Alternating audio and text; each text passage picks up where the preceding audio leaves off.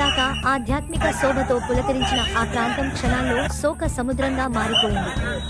ప్రవచనాలు వినేందుకు వచ్చిన భోలే బాబా భక్తులు విగతజీవులయ్యారు.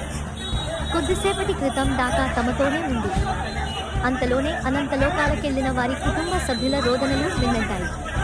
ఉత్తరప్రదేశ్లో ఓ ఆధ్యాత్మిక కార్యక్రమం అనేక కుటుంబాల్లో పెను విషాదం నింపింది.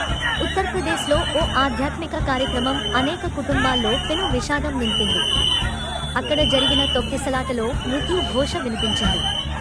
భక్తులు ఒక్కసారిగా ఏగబడటంతో తోపులాటకు దారితీసి ఒకరిపై ఒకరు పడిపోయారు.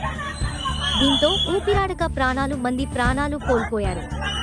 వందలాది మంది గాయాలతో చికిత్స పొందుతున్నారు. ఇంకా మృతుల సంఖ్య పెరిగే అవకాశం ఉంది.